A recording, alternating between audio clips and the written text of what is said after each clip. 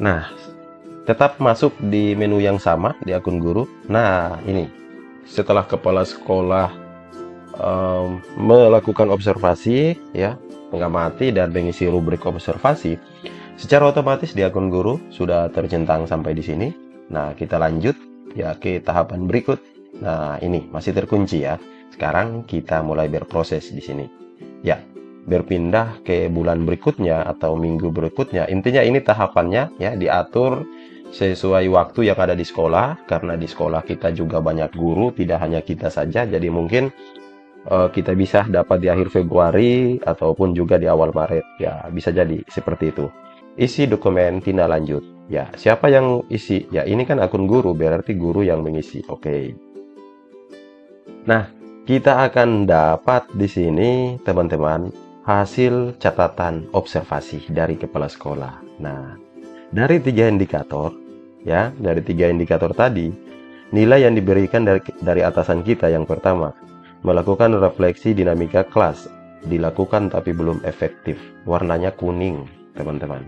Ya, proses refleksi diupayakan melibatkan murid secara utuh dan keseluruhan. Nah, ini masukan dari kepala sekolah untuk kita. Persiapan untuk tindak lanjut. Ya.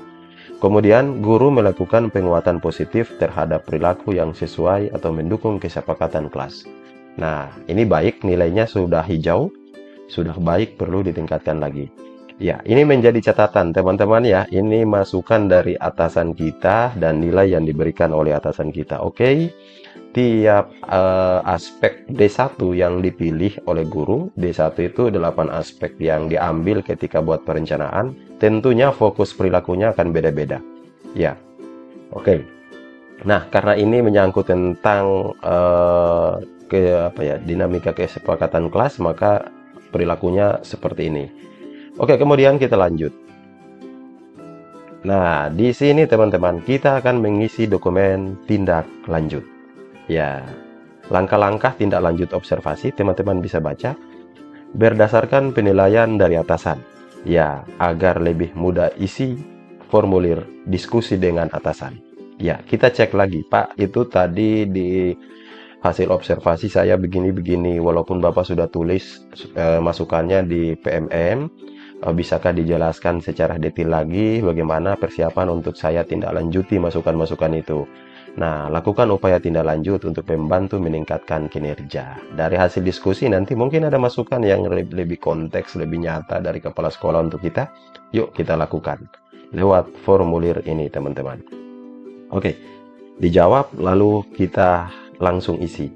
Formulir diskusi tindak lanjut observasi kelas. Apa tantangan yang Anda hadapi untuk melakukan praktik kinerja yang direncanakan selama proses observasi kelas? Adakah tantangan yang Bapak Ibu dapat pada saat observasi sebelumnya? Misalnya, di sini saya kurang memahami strategi pembelajaran diferensiasi. Oke. Nah, seperti ini teman-teman. Atau teman-teman bisa baca dulu ya. Di sini ya, ada panduan. Oke. Atau bisa juga lihat cek hasil penilaian observasi. Ya, mungkin bisa menjadi rujukan untuk kita perbaikan tindak lanjut. Lihat pada catatan kepala sekolah ya. Ya. Misalnya seperti ini yang saya contohkan. Oke, kemudian pilihan belajar dari platform Merdeka Mengajar. Nah, teman-teman, kita diberi rekomendasi untuk tindak lanjut di samping menyebutkan tantangan di sini. Nanti di sini pilih minimal 1 tindak lanjut. Ya, berdasarkan Perdirjen GTK 2626 ya tentang model kompetensi guru. Ya, ini secara otomatis teman-teman nanti sudah ada rekomendasi topik pelatihan. Nah, apa tujuan tindak lanjut? Sekarang kita akan pilih pilihan belajar di PMM.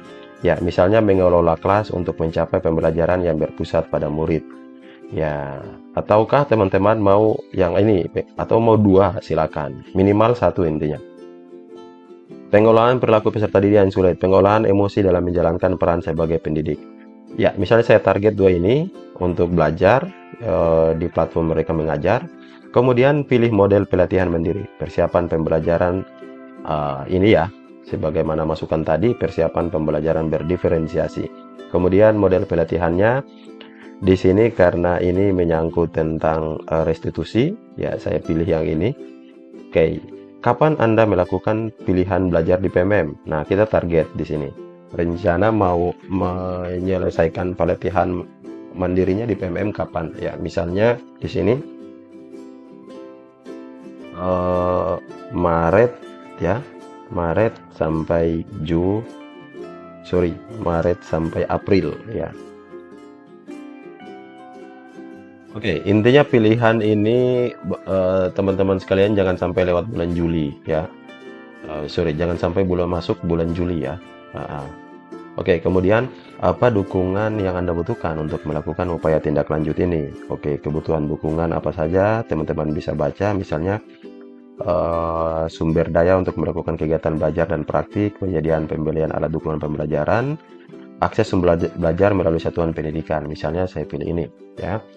Nah, kemudian opsional pilihan belajar lainnya. Adakah teman-teman punya pilihan belajar selain dari platform Merdeka Mengajar ini? Nah, bisa ditambahkan di sini. Ya. Apa tujuan tindak lanjut yang ingin Anda lakukan untuk meningkatkan kualitas praktik kinerja Anda? Ya, apa tujuannya? Silakan dimasukkan sini, teman. Untuk mempelajari. Oke. Ini diisi semua ya, upaya-upaya tindak lanjut. Ya, yang kedua, apa upaya-upaya yang ingin Anda lakukan untuk mencapai tujuan tindak lanjut tersebut? Nah, untuk mencapai tujuan tindak lanjut tersebut, misalnya berkolaborasi bersama rekan sejawat di komunitas belajar. Contoh, kapan rencana melakukannya? Misalnya April sampai Mei. Ya, apa dukungan? Ya, dukungannya ini. Nah, ini yang kita lakukan pada pengisian dokumen tindak lanjut. Ya, saya ulangi lagi untuk tahapannya. Pertama, ya, formulir disusun tindak lanjut. Kemudian kita memilih pilihan belajar di PME, menentukan waktu dan dukungan.